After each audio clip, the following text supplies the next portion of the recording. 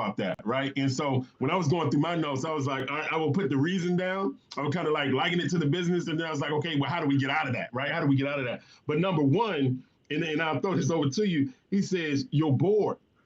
You're bored, right? The initial thrill of launching that new business, whatever it is, that thing that you're doing, the new challenge, you need a new challenge to keep the juices flowing. And so what I thought about in the business, man, we can go a lot of different directions with this, right? But in the business, what I wrote in my notes is transparently, man, you haven't mastered the mundane, right? You don't understand that it's repetitive. It's that thing. I tell people all the time, sometimes it doesn't look like what it feels like or doesn't feel like what it looks like, right? And so as a result of people not really understanding that they need to master the mundane and some things that we're going to do repetitively over and over and over again, we get bored. And then this ain't in the book, but it's in the business. We don't start to create. You know what I mean? Now we gotta fix something. We gotta create a new toy. I'm gonna throw it over to you. I think you know where I'm going with it. I do. This is what I say it all the time. Planet Marketing has some amazing tools already in place to help every single person succeed in their businesses. We don't have to reinvent the wheel. There's nothing we have to create. They have all the tools, but none of our tools work unless you do. So people do get bored, Mr. Stewart. I'm not talking about that person who just, the ingenuousness just really flows through them. I'm talking about that person who's saying, well, there's got to be more to it. No, it doesn't.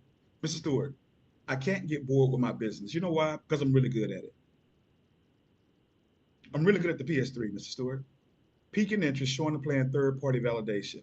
Here's what I've learned. When you're mastering the mundane, the key word is mastery. You don't get bored when you master something because you get really good at it and you realize there's some elevation, there's some revolution, but you become better. Mr. Stewart, I keep reinventing myself. I got the basic fundamental things down, but something as simple as walking through the airport with my mentor, multi-millionaire, visionary, future billionaire, who stopped in the middle of the airport, pulled out his calendar. One, he got one, not checked his phone calendar, pulled out his calendar, wrote it down, Mr. Stewart, and we kept on with the mission. How you get bored with that? How you get bored with that, Mr. Stewart? Peaking interest, showing and playing third party, getting better at what you do, increasing your skill set, you're contacting and inviting, the follow-up game. Everybody follow-up game can be better. Raising my hand, maybe just me. Mr. Stewart, get good at all we do. Man, how you get bored with changing people's lives? How do you get bored with empowering other people? How do you get bored with being a blessing to others where somebody been a blessing to you?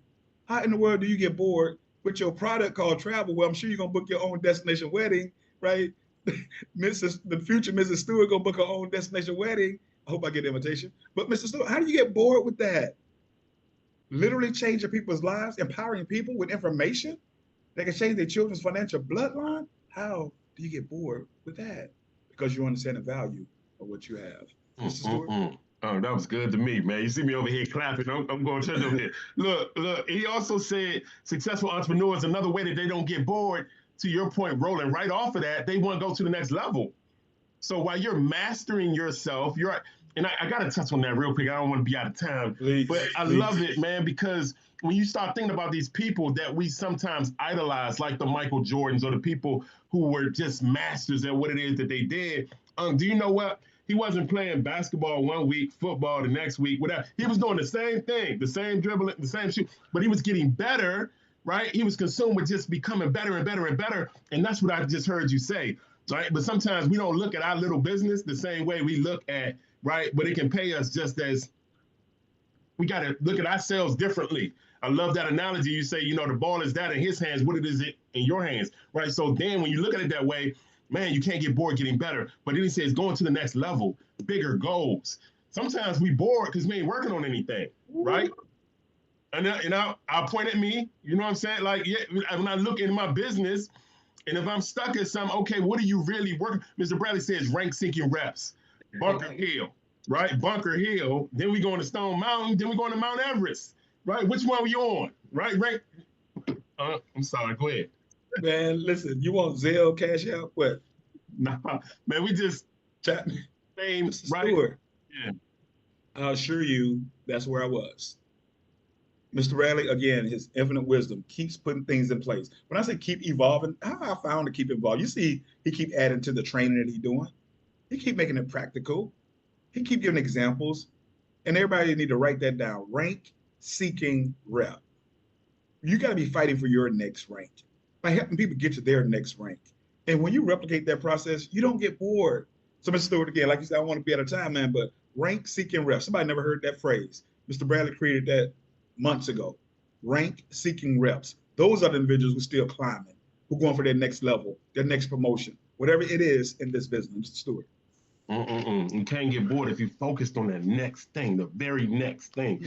All right, number two, he says you're overwhelmed with work, and that's really simple, self-explanatory. We let things pile up, you know what I mean? But to your point, that example that you just gave him, Mr. Bradley, that's how he doesn't let it pile up. So that's why that nugget is so good, right? Because now, once he gets on the plane or wherever y'all going, if he doesn't do that, that's another thing that's in your. So I can't be clear-headed to think about the next thing. I'm telling you, when the student is ready, teacher will appear. This thing. Go ahead. Number two, you got anything on that? No, sir. That's like you said, self-explanatory. Stop letting stuff pile up. That's why you're going to procrastinate. Yeah. Lead us off on this one. You are doing work you don't really enjoy. That's why they get bored. Yeah. Mrs. Stewart, it goes back to what I was just talking about, and I apologize for jumping ahead. That's why I was like, let me hold myself. No, you're good. You're good. Good. Man, doing work you don't really enjoy. Mrs. Stewart, I'm going to read this real quick. There are two sides to this dilemma. First, all of us are required to do certain things we don't enjoy. I'm pausing right there. Mrs. Stewart, when you was coming up, did you always want to wake up and go to school? No, man. No. You got to do stuff you don't really enjoy. Now, there's somebody out there, oh, I love learning. Okay, if you're that person who was that studious individual, you always love learning, did you always want to go outside when your mom said go outside? No, because you want to be on there on the books. What's my point? There's always something we had to do we didn't necessarily enjoy, but it was beneficial. And I'm going to let that land right there. There's something that you might not really want to do, but it's beneficial to you. Again, Mr. Bradley, we're moving. You know we move. And Orlando, no. Did he really want to stop? But he knew he had to make that happen because it was a lesson for me. I guarantee you he thought about modeling something for Orlando. I ain't even asking, but you follow me? Man, something that you really don't enjoy, but it's going to be beneficial. Take that with you. Whatever it is that you're saying, I really don't want to go to the gym. Is it beneficial? I really don't want to do these sit-ups or these crunches. Is it okay, Mr. Stewart? No, it is, man. That's so good and so practical. Successful people do what unsuccessful people are not willing to do. And they live outside of their comfort zone. In this business, you always gonna be uncomfortable, man. And you gotta learn to love that. You gotta learn to live to love it, right? To love what you do. All right. So go ahead. Yeah. And I just want to read this last part because I said two. This last part, this can hurt somebody's feelings. Mm-hmm. I'm reading the book. Okay. Yeah. That can't don't blame you. Right. He said the other side of the coin is that you may be stuck in a mediocre job or career that doesn't allow you to use your greatest abilities. Mr. Stewart, he said, if that's true, then look for an opportunity to expand your talents. Mr. Stewart, when we bring our gifts and talents together here at Planet Marketing, we got people for every career field. Mr. Stewart, there's some people like me, like you, who, man, because of a job, this is not bash your job day, but we know we limited, Mr. Stewart. We know we can't have all of our geniuses and all the stuff. We know that because there's some guidelines. There's an SOP, standard operating procedure. You got to do this. You can't be outside of it.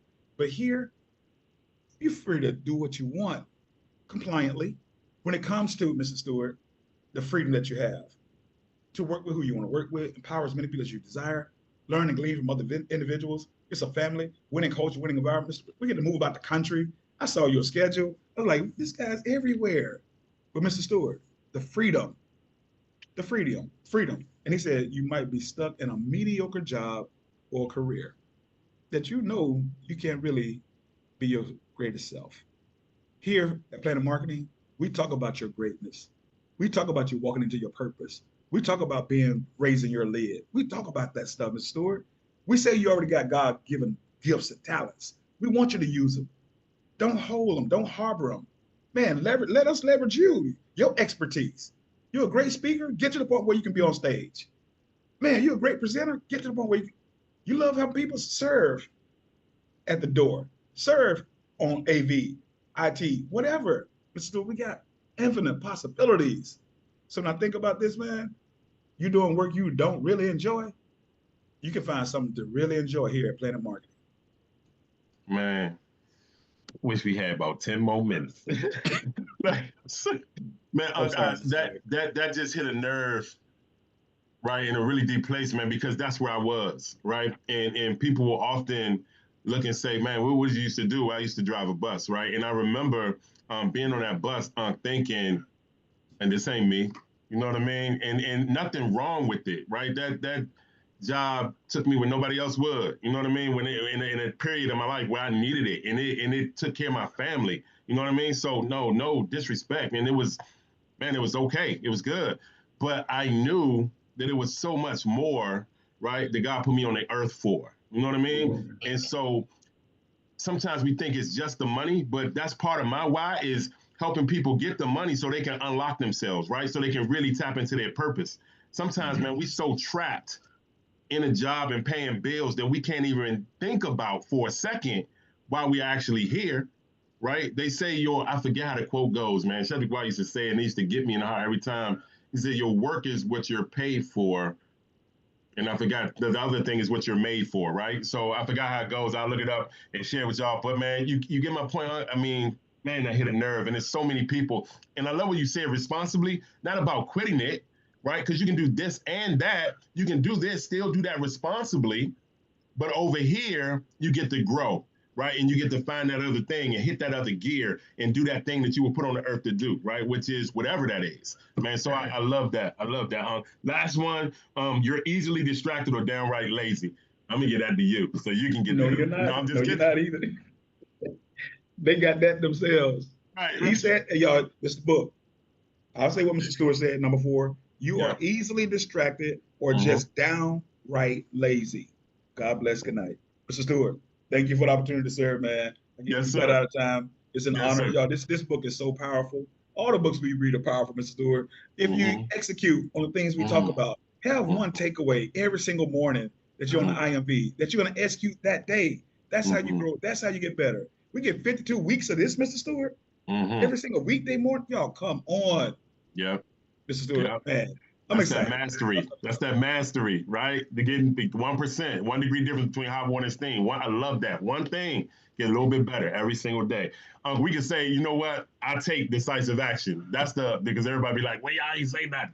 I take decisive action. I just took some decisive action. That's the thing we saying today. The affirmation. I take decisive action. Y'all go to your calendar of events, man, in the back office. I know you all over the place. I'm all over the place. Then we're going to be in the same place, right? So I'm really excited, man, about linking up next week and doing some things in Atlanta, up in Oxon Hill. But, man, this weekend is going to be powerful, y'all. Please go to the calendar events. If y'all don't believe us, just go back there and say, man, Planet on fire, right? You can get on fire, too. I appreciate you, man. I see you as we crisscross the planet. Y'all have an amazing day, and we'll see y'all back on Monday. No doubt. Y'all be great. Thank you, Mr. Stewart. Yes, sir.